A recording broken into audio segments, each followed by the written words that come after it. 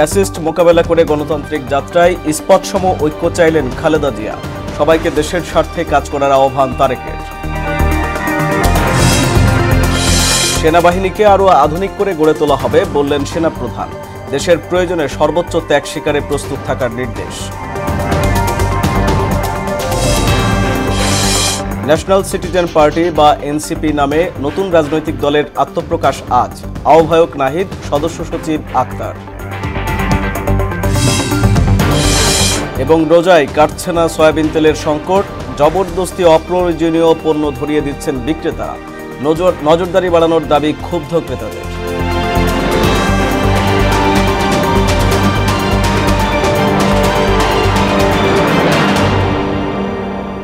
আসসালামু আলাইকুম, সবাইকে মোহনা সংবাদে স্বাগত। শুনছিলেন শিরোনাম, সঙ্গে আছি আমি আরিফুল ইসলাম।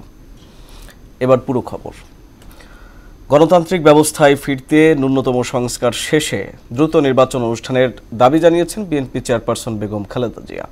প্রতিহিংসা প্রতিশোধের পথ পরিহার করে ভ্রাতৃত্বের বাংলাদেশ গড়তে সবাইকে ঐক্যবদ্ধ হওয়ার আহ্বান জানান তিনি। আর অন্তর্বর্তী সরকারকে নিরপেক্ষতা বজায় রেখে জাতীয় নির্বাচনের রোডম্যাপ ঘোষণার দাবি দলের ভারপ্রাপ্ত চেয়ারম্যান তারেক রহমানের। আরও জানাচ্ছেন হুমায়ুন কবির।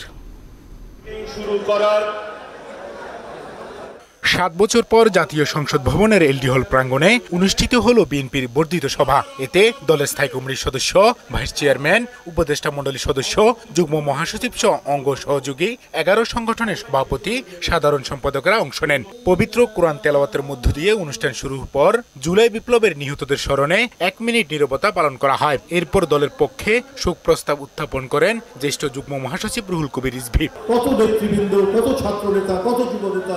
উদ্বোধনী বক্তব্যে বিএনপির ভারপ্রাপ্ত চেয়ারম্যান তারেক রহমান অন্তর্বর্তী সরকারের প্রতি বিএনপি সহ গণতন্ত্রের পক্ষের সব রাজনৈতিক দলের সমর্থন থাকলেও সরকার এখনো কর্মপরিকল্পনায় অগ্রাধিকার নির্ধারণ করতে পারছে না। জাতীয় নির্বাচন নিয়ে কোন উপদেষ্টার বিভ্রান্তিমূলক বক্তব্য, মন্তব্য স্বাধীনতা প্রিয় গণতান্ত্রিকামী জনগণের জন্য হতাশার কারণও হয়ে উঠেছে।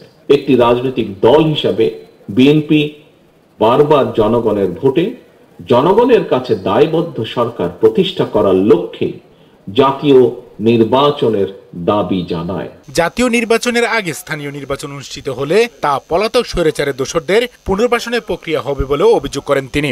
সরকার যেখানে বাজার পরিস্থিতি কিংবা আইন শৃঙ্খলা পরিস্থিতি নিয়ন্ত্রণে কাঙ্ক্ষিত সাফল্য অর্জন করতে পারছে না, সেখানে জাতীয় নির্বাচনের আগে স্থানীয় নির্বাচন অনুষ্ঠানের নামে কেন দেশের পরিস্থিতি আরো করতে চাইছে, এটি জনগণের কাছে বোধগম্য নয়।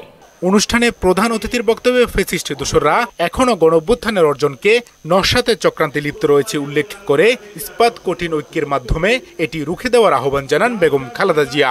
এখনো ফ্যাসিস্টদের দোসররা এবং বাংলাদেশের শত্রুরা গণঅভ্যুত্থানের মাধ্যমে প্রাপ্ত অর্জনকে নস্যাৎ করার জন্য গভীর চক্রান্তে লিপ্ত রয়েছে। রাষ্ট্র মেরামতের ন্যূনতম সংস্কার দ্রুত সম্পন্ন করে গণতান্ত্রিক ব্যবস্থায় ফিরে যাওয়ার জন্য সকলের কাছে গ্রহণযোগ্য একটি নির্বাচন অনুষ্ঠান সম্পন্ন করা। এই সময় প্রতিহিংসা প্রতিশোধের পথ ছেড়ে ভ্রাতৃত্বের বাংলাদেশ গড়ে তুলতে সবার প্রতি আহ্বান জানান বিএনপি চেয়ারপারসন। আসুন প্রতিহিংসা প্রতিশোধ নয়, পারস্পরিক ভালোবাসা ও ভ্রাতৃত্বের মাধ্যমে একটি বাসযোগ্য, উন্নত ও গণতান্ত্রিক রাষ্ট্রে পরিণত করি। হুমায়ুন কবির, মোহনা সংবাদ, ঢাকা। জিন্দাবাদ। বিএনপির বর্ধিত সভার মধ্য দিয়ে দলের নেতাকর্মীদের মধ্যে ঐক্য আরও সুদৃঢ় হবে বলে মন্তব্য করেছেন দলটির প্রতিনিধিরা। জাতীয় নির্বাচন নিয়ে অন্তর্বর্তী সরকার গড়িমসি করছে বলেও অভিযোগ করেন তারা। নির্বাচনের মাধ্যমে সরকার গঠন করলে বিএনপি সুখী, সমৃদ্ধ, মানবিক বাংলাদেশ গড়ে তুলবে বলেও মনে করেন নেতারা। তানজিদ ভুঁইয়ার প্রতিবেদন। দীর্ঘ 7 বছর পর রাজপথের অন্যতম বৃহৎ রাজনৈতিক দল বাংলাদেশ জাতীয়তাবাদী দল বিএনপির বর্ধিত সভায় অংশ নিতে জাতীয় সংসদ ভবনের এলডি হল মাঠে জড়ো হন দলটির প্রায় 4000 প্রতিনিধি। তৃণমূল নেতাকর্মীদের মতামতকে প্রাধান্য দিয়ে দলের ভারপ্রাপ্ত চেয়ারম্যান তারেক রহমান দলের ভবিষ্যৎ কর্মপরিকল্পনা ঠিক করবেন বলেও আশা জানান বিএনপি নেতারা। জাতীয়তাবাদী দলের উপরে গোটা বাংলাদেশ আজকে তাকিয়ে আছে। প্রিয় নেত্রী বেগম খালেদা জিয়া তিনি বলেছেন যত তাড়াতাড়ি সম্ভব এই জাতি একটি নির্বাচন দেখতে চায়। আমরা একটি নির্বাচিত সরকার গঠন করতে চাচ্ছি, ইনশাআল্লাহ একটি দফা বাস্তবায়নের বাইরে আমরা ইনশাআল্লাহ করব। আগামী আন্দোলন সংগ্রামে আমাদের নেতা কর্মীরা সবার সহিষ্ণু থাকবে। এ সময় কালক্ষেপণ না করে জাতীয় নির্বাচনের ব্যবস্থা করতে অন্তর্বর্তী সরকারের প্রতি আহ্বানও জানান তারা। আমাদের নেতা কর্মীদের ঐক্যবদ্ধ থাকতে হবে, কারণ এই ষড়যন্ত্রকারী এই হাইব্রিড নেতাকর্মীরা যেন বিএনপিতে আর না আসতে পারে। আমরা জনগণের ইচ্ছায় তাদের নির্বাচিত একটি সরকার গঠন করার জন্য লড়াইটা করছি। যারা এই দেশে গুম খুন অত্যাচার নির্যাতন লুটেরার সঙ্গে জড়িত ছিল, লুটের সঙ্গে জড়িত ছিল, অর্থ পাচারের সঙ্গে জড়িত ছিল, তাদের বিচারটা সবচেয়ে বেশি প্রাধান্য পেয়েছে। অনুষ্ঠানে স্বাগত বক্তব্যে দেশের আইন শৃঙ্খলা পরিস্থিতি নিয়ে উদ্বেগ জানান দলের মহাসচিব মির্জা ফখরুল ইসলাম আলমগীর। অভিযোগ করেন অন্তর্বর্তী সরকারের কাছ থেকে এখনো ভোটের সুস্পষ্ট বক্তব্য পাওয়া যাচ্ছে না। কিন্তু আমরা দুঃখের সঙ্গে দেখছি এখনো এখন পর্যন্ত সেই লক্ষ্যে আমরা সুস্পষ্ট নির্দেশনা পাচ্ছি না। ইতিমধ্যে আপনারা জানেন দেশের অর্থনৈতিক অবস্থা অত্যন্ত শোচনীয় এবং দ্রব্যমূল্য বৃদ্ধি পাচ্ছে, আইন শৃঙ্খলার পরিস্থিতির অবনতি হচ্ছে। গণতন্ত্র বাধাগ্রস্ত করতে একটি মহল চক্রান্ত করছে বলেও অভিযোগ করেন বিএনপি মহাসচিব। গণতন্ত্রকে বিঘ্নিত করার জন্য একটি মহল বিভিন্নভাবে চক্রান্ত শুরু করেছে। আগে স্থানীয় সরকার নির্বাচন হলে আওয়ামী লীগের পুনর্বাসন হবে, তাই ন্যূনতম সংস্কার শেষে অচিরেই জাতীয় নির্বাচন দেওয়ার আহ্বান জানানো হয়। পাশাপাশি সবাইকে দৃঢ়ভাবে ঐক্যবদ্ধ থাকারও আহ্বান জানানো হয় আজকের এই বিএনপির বর্ধিত সভা থেকে। তানজিদ ভুইয়া, মোহনা সংবাদ, ঢাকা। দেশের প্রয়োজনে সেনাবাহিনী সদস্যদের সর্বোচ্চ দায়িত্ব পালনে প্রস্তুত থাকার নির্দেশ দিয়েছেন সেনাপ্রধান জেনারেল ওয়াকারুজ্জামান। বৃহস্পতিবার সকালে রাজশাহী সেনানিবাসে এক অনুষ্ঠানে তিনি এ নির্দেশ দেন। এ সময় আগামীতে সেনাবাহিনীকে আরও আধুনিক করে গড়ে তোলার কথাও জানান তিনি। সানিউল আলম রাজুর প্রতিবেদন, জানাচ্ছেন আফরিন পপি। ওয়াকারুজ্জামান এইমাত্র আমাদের মাঝে। বাংলাদেশ ইনফ্যান্ট্রি রেজিমেন্টাল সেন্টারের অভিষেক অনুষ্ঠানে সেনাবাহিনী প্রধান জানান, সেনাবাহিনীর প্রতিটি সদস্যই দেশের যে কোনো প্রয়োজনে স্বতঃস্ফূর্তভাবে দায়িত্ব পালন করবে এবং প্রয়োজনে নিজেদের জীবন উৎসর্গ করতে প্রস্তুত থাকবে। এই রেজিমেন্টের প্রতিটি সদস্য দেশের যে কোনো প্রয়োজনে স্বতঃস্ফূর্তভাবে দায়িত্ব পালন করবে এবং প্রয়োজনে নিজেদের জীবন উৎসর্গ করতে প্রস্তুত থাকবে। বাংলাদেশ সেনাবাহিনীকে আরও আধুনিকায়ন করা হবে উল্লেখ করে প্রত্যেক সদস্যকে পেশাদার ও প্রশিক্ষিত হিসেবে গড়ে তোলার অঙ্গীকারও ব্যক্ত করেন তিনি। আমরা ইন্ডিজিনিয়াস ডিফেন্স ইন্ডাস্ট্রি তৈরির কার্যক্রম শুরু করেছি, যা আমাদের সক্ষমতাকে অনেকাংশে বৃদ্ধি করবে এবং আত্মনির্ভরতাও অনেকাংশে বৃদ্ধি পাবে। কর্নেল অব দি রেজিমেন্ট হিসাবে আমি বাংলাদেশ ইনফ্যান্ট্রি রেজিমেন্টের প্রত্যেকটি সদস্যকে পেশাদার ও সুপ্রশিক্ষিত হিসাবে গড়ে তুলতে সর্বদা বদ্ধপরিকর। এর আগে বাংলাদেশ ইনফ্যান্ট্রি রেজিমেন্টাল সেন্টারে ৭ম কর্নেল অব দি রেজিমেন্ট হিসেবে অভিষিক্ত হন সেনাবাহিনীর প্রধান জেনারেল ওয়াকারুজ্জামান। আফরিন পপি, মোহনা সংবাদ। ক্যাটাগরি বৈষম্য নিরসনের এক দাবিতে প্রধান উপদেষ্টার কার্যালয়ের মূল ফটকের সামনে টানা 2 দিন ধরে অবস্থান কর্মসূচি পালন করছেন জুলাই গণঅভ্যুত্থানে আহতরা। চিকিৎসা সহ নানা ক্ষেত্রে বৈষম্যের শিকার হচ্ছেন বলেও অভিযোগ করেন আন্দোলনকারীরা। বলেন, বিশ্বাসযোগ্য প্রতিশ্রুতি না পাওয়া পর্যন্ত কর্মসূচি অব্যাহত থাকবে। এমআর আসাদের প্রতিবেদন। বৃহস্পতিবার দুপুরে উত্তেজনা তৈরি হয় আন্দোলনকারী আর পুলিশ বাহিনীর সদস্যদের মধ্যে। প্রধান ফটক দিয়ে অ্যাম্বুলেন্স ঢুকতে দিতে নারাজ আন্দোলনকারীরা। পুলিশ সদস্যরা ফটক থেকে সরতে অনুরোধ জানালেও দাবিতে অনড় থাকেন তারা, দিতে থাকেন স্লোগান। জুলাই বিপ্লবে আহতদের 3টি ক্যাটাগরিতে বিভক্ত করার বিরুদ্ধে এ অবস্থান কর্মসূচি তাদের। এই বিভাজনকে বৈষম্যমূলক বলে অভিযোগ করেন তারা। ক্যাটাগরি যে বৈষম্যটা আছে সেটাকে ভেঙে দিয়ে সক্ষমতা এবং অক্ষমতার ভিত্তিতে 2টা ক্যাটাগরি করা। যারা কর্মক্ষম তাদেরকে এ ক্যাটাগরিতে রাখা, যারা কর্মসক্ষম তাদেরকে বি ক্যাটাগরিতে রাখা। আর দ্বিতীয় যে দাবিটা আমরা করতেছি সেটা হলো একটা সুরক্ষা আইন করা। সারা দেশে যে শহীদ পরিবার আছে, আহতরা আছে, তাদেরকে বিভিন্ন ধরনের হয়রানি করা হচ্ছে। সি ক্যাটাগরি আমরা চাই না। সি ক্যাটাগরি যাদেরকে রাখছে তারা কোনো সুযোগ সুবিধা পাবে না, জাস্ট শুধু তাদেরকে চাকরি আওতায় আনবে। কবে আনবে সেটারও কোনো নিশ্চয়তা নাই। একটা স্মৃতি এককালীন 1 লাখ 1.5 লাখ টাকা দিয়ে দিবে, ওদেরকে কবে চাকরি দেবে কবে কি দিবে কোনো নিশ্চয়তা নাই। বিশেষ সুরক্ষা আইন ও তাৎক্ষণিক প্রশাসনিক সহায়তার সুবিধার দাবি করেন আন্দোলনকারীরা। কোনো দল এসে চড়াও না হয়, কারণ আমরা দেশ রক্ষার্থে লড়াই করেছি, কোনো দলের হয়ে লড়াই করিনি। আর তার থেকেও বড় কথা, আমাদের কোনো রাজনৈতিক পরিচয় নেই, আমরা সবার জায়গা থেকে আন্দোলন করেছি। ডক্টর ইউনূস স্যার আমাদের রংপুরে গেছিল, যাওয়ার পরে বলছে আচ্ছা ঠিক আছে, তোমাদের যেহেতু উপদেষ্টা দেওয়া হয়নি, আজকে থেকে আমি তোমাদের উপদেষ্টা। আমরা আজকে আহতরা আছি আমাদের উপদেষ্টার কাছে। সংশ্লিষ্ট কর্তৃপক্ষের বিশ্বাসযোগ্য প্রতিশ্রুতি না পাওয়া পর্যন্ত কর্মসূচি চালিয়ে যাওয়ার ঘোষণাও দেন তারা।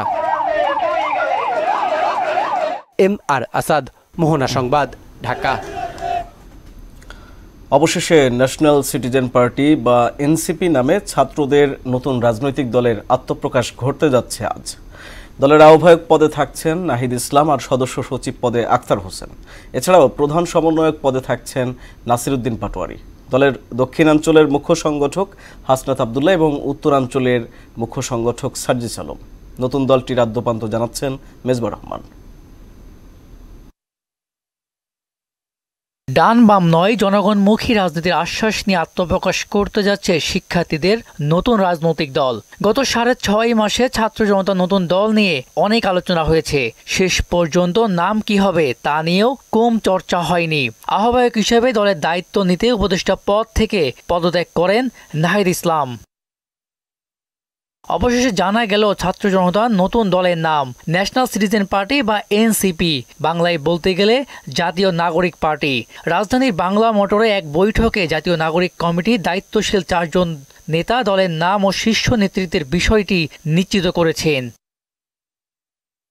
এনসিপির আহ্বায়ক হিসেবে থাকছেন নাহিদ ইসলাম আর সদস্য সচিব আক্তার হোসেন, প্রধান সমন্বয়ক নাসিরউদ্দিন পাটোয়ারি, যুগ্ম সমন্বয়ক হান্নান মাসুদ, দলের দক্ষিণাঞ্চলের মুখ্য সংগঠক হাসনাত আবদুল্লাহ এবং উত্তরাঞ্চলের মুখ্য সংগঠক সার্জিস আলম। জানানো হয় নতুন কমিটি আগামী জাতীয় সংসদ নির্বাচন পর্যন্ত নেতৃত্ব দিবে। এজন্য দলের আহ্বায়ক কমিটির আকার বাড়ানো হচ্ছে। ইতিমধ্যেই কমিটির একটা খসড়া তালিকাও তৈরি করা হয়েছে। এতে জুলাই আন্দোলনে নেতৃত্ব দেওয়া সম্মুখ যোদ্ধাদের স্থান দেওয়া হয়েছে গুরুত্বপূর্ণ পদগুলোতে। এদিকে নতুন দলের ঘোষণাকে কেন্দ্র করে ব্যাপক প্রস্তুতি চলছে মানিক মে এভিনিউতে। সড়কে ব্যারিকেড সহ তৈরি হচ্ছে স্টেজ। প্রধান অতিথি হিসাবে উপস্থিত থাকতে পারেন প্রধান উপদেষ্টা ডক্টর মোহাম্মদ ইউনূস। অতীতের রাজনৈতিক তিক্ততার স্বাদ ভুলিয়ে নিয়ে নতুন দল হবে জনগণ বান্ধব, এমন প্রত্যাশা ছাত্র জনতার। অভ্যুত্থানের প্রেক্ষাপটে বাংলাদেশের ছাত্র তরুণদের নেতৃত্বে একটি রাজনৈতিক দলের আবির্ভাব হতে যাচ্ছে। সকল ধর্ম, বর্ণ, লিঙ্গের মানুষের অংশগ্রহণের মধ্য দিয়ে, সকল সম্প্রদায়ের মানুষের অংশগ্রহণের মধ্য দিয়ে আমরা আমাদের আনুষ্ঠানিক যাত্রা শুরু করতে পারবো। মেজবা রহমান, মোহনা সংবাদ, ঢাকা। নিরাপদ পানিকে সব নাগরিকের মৌলিক অধিকার ঘোষণা করে রায় দিয়েছেন হাইকোর্ট। রায়কে ঐতিহাসিক ও যুগান্তকারী বলে মন্তব্য করেছেন আইনজীবীরা। এদিকে অবিচারের শিকার হওয়ায় বেগম খালেদা জিয়া ক্ষতিপূরণ চেয়ে আদালতে মামলা করতে পারবেন, এমনটাই জানালেন খালেদা জিয়ার আইনজীবী আমিনুল ইসলাম। বিস্তারিত জানাচ্ছেন কাজী পাপ্পু। দুর্নীতি ও নাশকতা সহ বিএনপি চেয়ারপারসন বেগম খালেদা জিয়ার বিরুদ্ধে গত 17 বছরে মোট 37টি মামলা হয়। এর মধ্যে 13টি হয় 111 পরবর্তী তত্ত্বাবধায়ক সরকারের আমলে, আর 24টি মামলা হয় আওয়ামী লীগ সরকারের সময়। 5 আগস্ট পট পরিবর্তনের পর একে একে সব মামলা থেকে মুক্তি পেয়েছেন বিএনপি প্রধান। জিয়া অরফানেজ ট্রাস্ট মামলার রায়ে বলা হয় বিচারের নামে প্রহসন করা হয়েছে। এরপরেই আলোচনায় আসে অবিচারের শিকার বেগম জিয়াকে ক্ষতিপূরণ দেয়ার। টর্ট আইনের আওতায় যারা ক্ষতিগ্রস্ত, যে বেগম জিয়ার পরিবার বা বেগম জিয়ার পক্ষ থেকে সিভিল রিমেডি হিসেবে একটি ক্ষতিপূরণের মামলা দায়ের করা যেতে পারে এবং সেখানে উপযুক্ত ক্ষতিপূরণ পাওয়ার সুযোগ আছে। এদিন 2002 সালের 30 আগস্ট তৎকালীন বিরোধী দলীয় নেতা শেখ হাসিনার গাড়ি বহরে হামলার এক মামলায় সাতক্ষীরা বিএনপির সাবেক সংসদ সদস্য হাবিবুল ইসলাম হাবিবকে খালাস দেন হাইকোর্ট। 50 জন আসামির মধ্যে 4 জন আসামি অলরেডি মারা গিয়েছেন। এনারা জেলখানাতে ছিলেন, এনাদের কোনো রকম ট্রিটমেন্ট করানো হয়নি। এছাড়া রেল স্টেশন, হাসপাতাল সহ সব পাবলিক প্লেসে বিনামূল্যে নিরাপদ পানযোগ্য পানির ব্যবস্থা করার নির্দেশ দেন হাইকোর্ট। প্রত্যেক পাবলিক প্লেসে আগামী 1 বছরের মধ্যে আমাদের প্রত্যেক নাগরিকের জন্য বিনামূল্যে বিশুদ্ধ পানীয় পানি সরবরাহের ব্যবস্থা নিশ্চিত করার জন্য রাষ্ট্রকে এবং সরকারকে নির্দেশ দিয়েছেন। এদিকে রাষ্ট্রের গুরুত্বপূর্ণ ব্যক্তিদের পদমর্যাদাক্রমে নিউ রিভিউ শুনানিতে সময় নিয়েছেন মন্ত্রিপরিষদ সচিব। তার পক্ষে 2 সপ্তাহ সময় চেয়ে আবেদন করা হলে প্রধান বিচারপতির নেতৃত্বাধীন 5 সদস্যের আপিল বেঞ্চে এর শুনানি হওয়ার কথা ছিল। কাজী পাপ্পু, মোহনা সংবাদ, ঢাকা।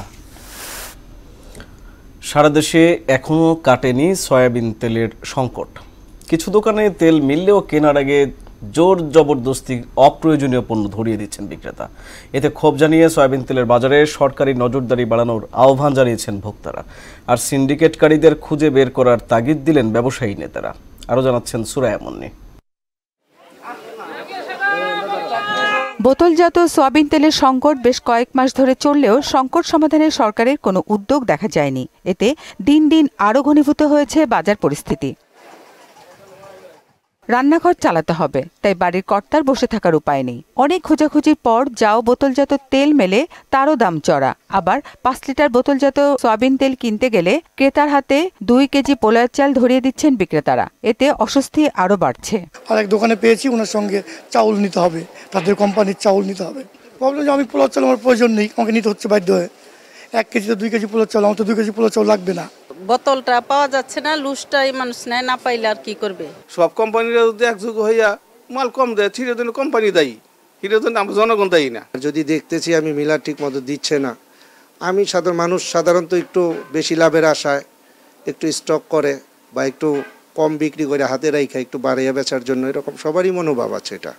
সেটা আমি, অন্যান্য দোকানদার, সবাই। বাজারে বোতলজাত তেলের সংকটের কারণ জানা নেই বিক্রেতার, তবে সংকটের নেতিবাচক প্রভাব পড়েছে বাণিজ্যে। আমাদের জন্য অনেকটা পেন হয়। দেখা গেছে একটা কাস্টমার ভাই 5 লিটার তেল আছে কিনা, নাই, 5 লিটার তেল নাই। এখন যদি ওই কাস্টমারটা অন্য কিছু বেচতে বিক্রি করতে পারি না, কোম্পানি তো তেল দেয় না, তেল তো পাই না। সংকট কাটাতে সরকারি নজরদারি বাড়ানোর পাশাপাশি সিন্ডিকেটের হোতাদের ধরার তাগিদ দিলেন মিরপুর বাজার সমিতির সাধারণ সম্পাদক তোফাজ্জল হোসেন খান। ডিপো থেকে যদি মাল না আসে, অ্যাভেলেবল না করে, সেক্ষেত্রে তো ব্যবসায়ীদের কিছু করার নেই, আমাদেরও কিছু করার নেই। একদম নিম্ন পর্যায় থেকে শুরু করে, রিক্সাওয়ালা থেকে শুরু করে যারা আপ টু বটম যারা আছে, সকলেরই মতামত আরো তদারকি বাড়াতে হবে। দ্রব্যমূল্যের নিম্নগতিতে আনতে হলে তদারকি প্রয়োজন। রমজান ঘিরে সয়াবিন তেলের বাজার কোথায় দাঁড়াবে সেটি এখন বড় প্রশ্ন। সুরাইয়া মুন্নি, মোহনা সংবাদ, ঢাকা। 28 ফেব্রুয়ারি থেকে বেক্সিমকো ইন্ডাস্ট্রিয়াল পার্কের লে অফকৃত 14টি প্রতিষ্ঠানকে বন্ধ ঘোষণা করা হবে বলে জানিয়েছেন শ্রম উপদেষ্টা এম শাখাওয়াত হোসেন। বৃহস্পতিবার সচিবালয়ে এক ব্রিফিংয়ে তিনি আরও বলেন, প্রতিষ্ঠানগুলোতে 31,669 জন শ্রমিক কাজ করেন। তাদের পাওনা 525 কোটি 46 লাখ টাকা। এই টাকা আগামী 9 মার্চ থেকে দেয়া শুরু হবে। সেনাপ্রধানের সাম্প্রতিক বক্তব্য নিয়ে এক প্রশ্নের জবাবে উপদেষ্টা বলেন, জেনারেল ওয়াকারুজ্জামান না বুঝে কথা বলেননি। বেক্সিমকো ইন্ডাস্ট্রিয়াল পার্কে বিভিন্ন প্রতিষ্ঠানকে 2008 থেকে 2024 পর্যন্ত ওই পিরিয়ডটা ধরা হচ্ছে। জনতা ব্যাংক সহ বিভিন্ন ব্যাংক হতে ঋণ প্রদানের দায়ে, যেটা আগে বলেছে, জড়িত প্রত্যেককে আইনের আওতায় আনা হবে, তিনি দেশে থাকেন বা বিদেশে থাকেন। যারা বিদেশে চলে গেছেন, আমি আপনাকে অনুরোধ করব আপনারা দেশে এসে সারেন্ডার করেন। এবার বইমেলার মোহনায়।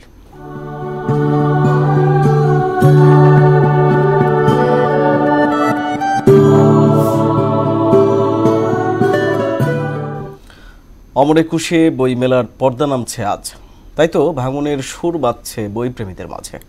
মেলার শেষ মুহূর্তে প্রাঙ্গণ জুড়ে বিষাদের ছায়া, তাই তো বিকিকিনি ভালো হলেও মন খারাপ লেখক প্রকাশকদের। বিস্তারিত জানাচ্ছেন এসইউ সেলিম। 21শে বইমেলার প্রবেশপথ খুলে দেওয়ার পরপরই ক্রেতা, দর্শনার্থী ও পাঠক দীর্ঘ সারিতে মেলা প্রাঙ্গণে প্রবেশ করতে থাকেন। শেষ মুহূর্তে পছন্দের বইয়ের খোঁজে স্টল ও প্যাভিলিয়নগুলোতে পাঠক দর্শনার্থীর ভিড় ছিল চোখে পড়ার মতো। বই কিনে লেখকের অটোগ্রাফ নেয়া কিংবা তার সঙ্গে সেলফি তোলার সুযোগও হাতছাড়া করেনি পাঠক। এবছর মেলায় বইপ্রেমী মানুষের অভূতপূর্ব সাড়ায় মেলা শেষের আগের দিনও নতুন বই প্রকাশিত হয়েছে 1/2 সব মিলে এবার প্রকাশিত বইয়ের সংখ্যা প্রায় 3000। নতুন বইয়ের গ্রান নিতে ছুটে আসছেন পাঠক লেখকরা। টার্গেট থাকে 100 বই করার, এবারে 100 পার হয়ে গিয়েছে। এবারের বইমেলা আমার একটি গল্পগ্রন্থ এসেছে, এটার নাম হচ্ছে মায়াজাল। বই আসছে নতুন নতুন, শিউলি, বেলার, ইছামতি। বাজারে আমার এ পর্যন্ত 26টা বই আছে। বই পড়লে মানুষের যে খারাপ মনোভাবটা থাকে সেই মনোভাবটা দূর হয়ে যায়। তারা অনেক বেশি বেশি করে বই কিনুক, বই পড়ুক, জ্ঞান অর্জন করুক। এবারের বইমেলাতেও পাঠকরা ভালো সাড়া দিয়েছে। আমি মূলত ছাত্র রাজনীতির সাথে যুক্ত, এই জন্য রাজনৈতিক বইগুলো আমার ভালো লাগে। মেলার শেষ মুহূর্তে প্রাঙ্গণ জুড়ে বিষাদের ছায়া, তাই তো বিক্রি ভালো হলেও মন খারাপ লেখক প্রকাশকদের। এই একটা মাস আমাদের ঈদের আনন্দ, আর যতটা দিন শেষ হইতে থাকে, মাসের শেষ দিকে আসে, আস্তে আস্তে কষ্টটা বাড়তে থাকে। কষ্ট আছে ভিতরে, কালকে আমাদের শেষ দিন, আবার একটা বছর পরে আসবো। নতুন নতুন বই পড়ার পাশাপাশি আমরা নিজেদেরকেও সমৃদ্ধ করতে পারবো। বইয়ের গন্ধে যেন তারা মাতোয়ারা। বরাবরের মতো এবারও মেলায় সবচেয়ে বেশি বিক্রি হয়েছে উপন্যাস, গল্প, কবিতা, অনুকাব্য, অনুবাদের পাশাপাশি ভাষা আন্দোলন, মুক্তিযুদ্ধ ও ২৪-এর গণ অভ্যুত্থানের বইয়ের চাহিদাও ছিল পাঠকের কাছে বেশি। ইউ সেলিম, মোহনা সংবাদ, ঢাকা। পণ্যবাহী ট্রেন চলাচল শুরু হওয়ায় মোংলা বন্দরে বেড়েছে ব্যস্ততা। অতিরিক্ত খরচ ও সময়ের কারণে আগে মনমরা হয়ে বসে থাকা আমদানি রপ্তানিকারকরাও নবোদ্যমে ফিরছেন বন্দরে। কর্তৃপক্ষ বলছে, পণ্যবাহী ট্রেন চলাচল শুরু হওয়ায় মোংলা বন্দরে খুলছে সম্ভাবনার নতুন দুয়ার। অমিত পালের প্রতিবেদন, জানাচ্ছেন আফরিন পপি। পাকিস্তানের করাচি থেকে আমদানি করা ১০৫০ টন চিটাগুড় গত ২১শে ফেব্রুয়ারি ৩০টি ওয়াগনের মাধ্যমে সিরাজগঞ্জের বাঘাবাড়িতে নেওয়া হয়। এর মধ্য দিয়ে মোংলা বন্দর থেকে শুরু হয় রেলপথে পণ্য পরিবহন। বন্দর কর্তৃপক্ষ বলছে, রেলে পণ্য চলাচল শুরু হওয়ায় অর্থ সাশ্রয়ের পাশাপাশি চাঙ্গা হবে ব্যবসা বাণিজ্য। রেলপথে যেহেতু সময় বাঁচবে এবং অর্থটাও বাঁচবে, এই জন্য তারা চিন্তা করছে যে গ্রাজুয়ালি আস্তে আস্তে কিন্তু তারা সড়ক এবং পরিবহনের এই নৌর পাশাপাশি রেলের মাধ্যমে তাদের পণ্য ইম্পোর্ট পণ্য আনবে। বাস্তবতাও অনেকটাই তাই। সপ্তাহ না ঘুরতেই ব্যবসায়ীরা ঝুঁকছেন মোংলা বন্দরে, বিশেষ করে আমদানি রপ্তানিকারকরা। ভাড়া যদি কম হয়, কাভার্ড ভ্যানের তুলনায় যদি সাশ্রয় হয়, অবশ্যই আমরা রেলপথেই পণ্য নিয়ে যাব আমাদের পণ্যগুলো। সক্ষমতা শতভাগ বাস্তবায়নে বাণিজ্যিকভাবে পণ্যবাহী ট্রেন চলাচলের অপেক্ষায় মোংলা বন্দর কর্তৃপক্ষ। বর্তমান সক্ষমতাটা আছে, তার কিন্তু আমরা অর্ধেক ব্যবহার করতে পারছি।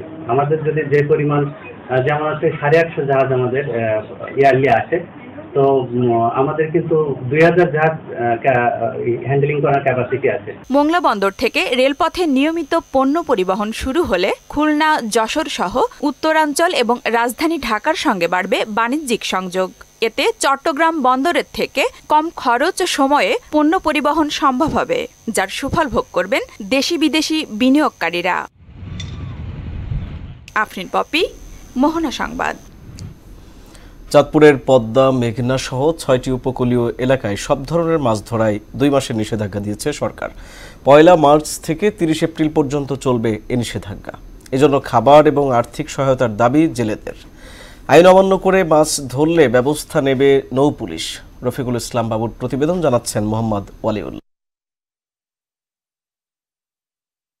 জাটকা রক্ষা ও ইলিশ উৎপাদন বৃদ্ধির লক্ষ্যে চাঁদপুরের পদ্মা, মেঘনা নদীতে 1 মার্চ থেকে 30 এপ্রিল পর্যন্ত এ 2 মাস ইলিশ সহ সব ধরনের মাছ আহরণ, ক্রয়, বিক্রয়, মজুদ ও সরবরাহ নিষিদ্ধ করেছে সরকার। জেলার মতলব উত্তর উপজেলার ষাটনল থেকে হাইমচর উপজেলার চর ভৈরবী পর্যন্ত 90 কিলোমিটার এলাকা অভয়াশ্রম ঘোষণা করে এই নিষেধাজ্ঞা দেয়া হলো। মাছ ধরা নিষেধাজ্ঞায় জেলার প্রায় ৪৫,০০০ জেলে বেকার হয়ে পড়বে। তাই খাদ্য সহায়তার পাশাপাশি আর্থিক সহায়তারও দাবি তাদের। যদিও সরকারিভাবে জেলেদের চাল দেয়া হয়, কিন্তু তা দিয়ে সংসার চালানো কষ্টকর, দাবি জেলেদের। এখন এই 2 মাস আমরা কি খাবো? যারা প্রকৃতির জেলে এরা পায় না, আর যারা প্রকৃতির জেলে না এরা পায়। এখন যে চাল দেয় আমরা কিন্তু আমাকে হয় না।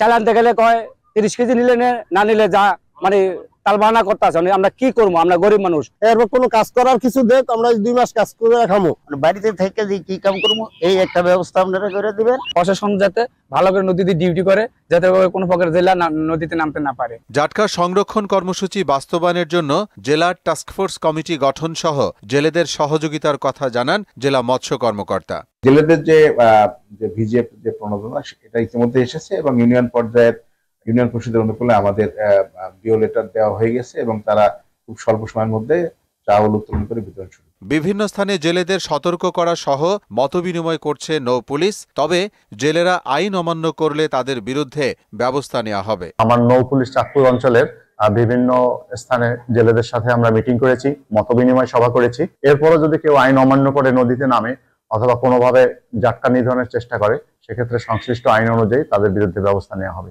নিষেধাজ্ঞা সঠিকভাবে বাস্তবায়ন হলে অধিক পরিমাণে ইলিশ পাওয়া যাবে, দাবি সংশ্লিষ্টদের।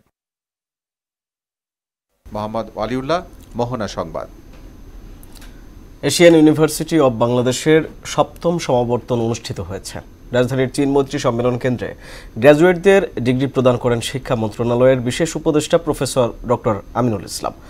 সমাবর্তনে ৭,৯৫৪ শিক্ষার্থীকে গ্র্যাজুয়েট ডিগ্রি প্রদান করা হয়। পাশাপাশি 19 কৃতি শিক্ষার্থীকে স্বর্ণপদক প্রদান করা হয়। সমাবর্তনে গেস্ট অব অনার হিসেবে উপস্থিত ছিলেন 21 পদকপ্রাপ্ত সাংবাদিক ডক্টর মাহমুদুর রহমান। বিশেষ অতিথি ছিলেন ইউজিসির সদস্য অধ্যাপক ডক্টর আনোয়ার হোসেন।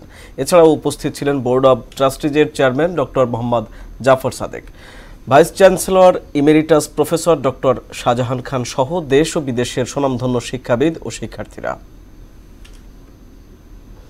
দেশের বাইরের খবর। আফগানিস্তানে ভারী বৃষ্টিতে সৃষ্ট বন্যা ও ভূমিধসে নিহতের সংখ্যা বেড়ে 39 জনে পৌঁছেছে। গেল মঙ্গলবার দেশটির পশ্চিমাঞ্চলীয় বিভিন্ন অঞ্চলে আকস্মিক বন্যা দেখা দেয়।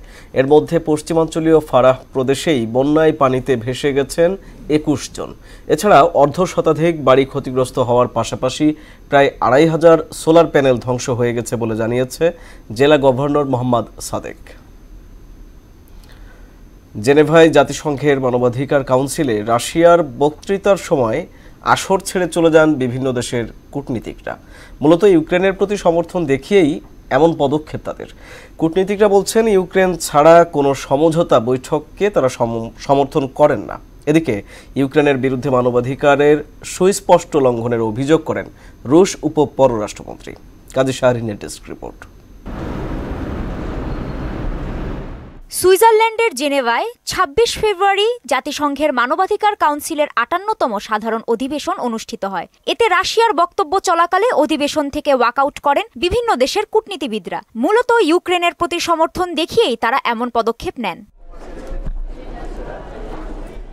রুশ প্রতিনিধির ভাষণ শুরুর পরই ব্রিটেন সহ ফ্রান্স ও জার্মানির প্রতিনিধিরা বৈঠক থেকে বেরিয়ে যান। কক্ষের বাইরে ইউক্রেনের রুশ আগ্রাসনের প্রতিবাদে পতাকা হাতে জড়ো হন তারা। ইউক্রেন ছাড়া কোনো সমঝোতা বৈঠক পূর্ণতা পায় না জানিয়ে দেশটিকে আলোচনার টেবিলে রাখার পরামর্শ দেন এই ব্রিটিশ প্রতিনিধি। আমরা আমাদের ইউরোপীয় এবং আন্তর্জাতিক অংশীদারদের সাথে রুশ উপপররাষ্ট্রমন্ত্রীর কথা বলার সাথে সাথে মানবাধিকার কাউন্সিল থেকে বেরিয়ে এসেছি, কারণ ইউক্রেনের প্রতি আমাদের সমর্থন অটুট থাকবে। আমরা চাই জাতিসংঘ সনদের সঙ্গে সামঞ্জস্যপূর্ণ, ন্যায়সঙ্গত এবং দীর্ঘস্থায়ী শান্তি সেখানে প্রতিষ্ঠিত হোক। পরিষদে রাশিয়ার পক্ষে বক্তব্য তুলে ধরে রুশ উপপররাষ্ট্রমন্ত্রী সের্গেই ভেরশিনিন। বলেন, কিয়েভের পক্ষ থেকে রুশ ভীতি ছড়ানো হচ্ছে। দ্বিমুখী নীতি ধরে রাখলে মানবাধিকার ও স্বাধীনতার সুরক্ষা নিশ্চিত করা সম্ভব নয়।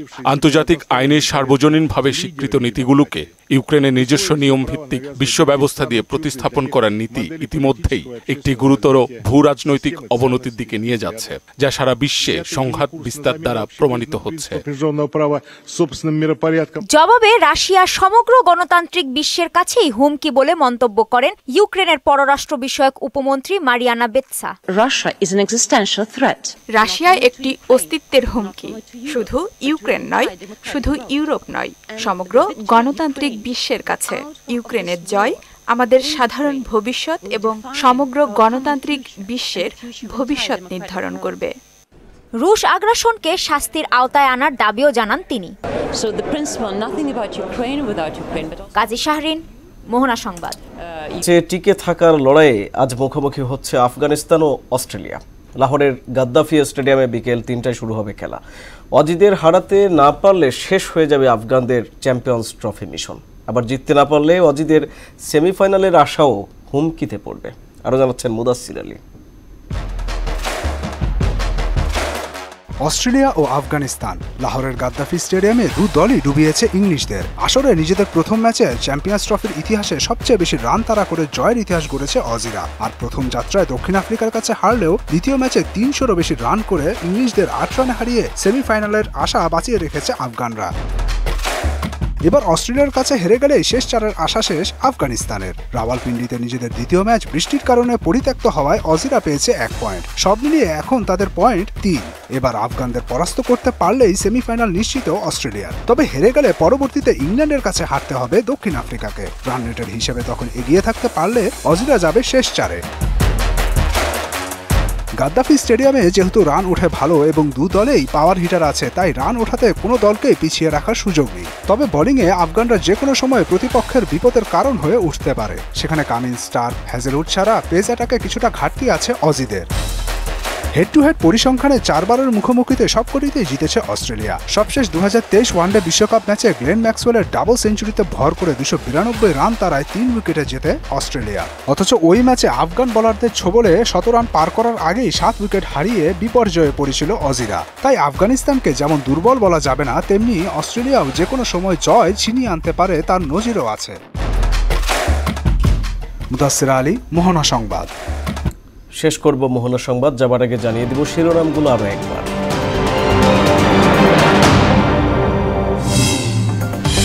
ফ্যাসিস্ট মোকাবেলা করে গণতান্ত্রিক যাত্রায় ইস্পাতসম ঐক্য চাইলেন খালেদা জিয়া। সবাইকে দেশের স্বার্থে কাজ করার আহ্বান তারেকের। সেনাবাহিনীকে আরো আধুনিক করে গড়ে তোলা হবে বললেন সেনাপ্রধান। দেশের প্রয়োজনে সর্বোচ্চ ত্যাগ স্বীকারে প্রস্তুত থাকার নির্দেশ। ন্যাশনাল সিটিজেন পার্টি বা এনসিপি নামে নতুন রাজনৈতিক দলের আত্মপ্রকাশ আজ। আহ্বায়ক নাহিদ, সদস্য সচিব আক্তার। এবং রোজায় কাটছে না সয়াবিন তেলের সংকট, জবরদস্তি অপ্রয়োজনীয় পণ্য ধরিয়ে দিচ্ছেন বিক্রেতা। নজরদারি বাড়ানোর দাবি ক্ষুব্ধ ক্রেতাদের। এই ছিল মোহনা সংবাদে। মোহনার সবশেষ খবর জানতে ভিজিট করুন www.mohana.tv। সংবাদ দেখতে পারেন ফেসবুক, ইউটিউবেও। এতক্ষণ সঙ্গে থাকার জন্য ধন্যবাদ সবাইকে।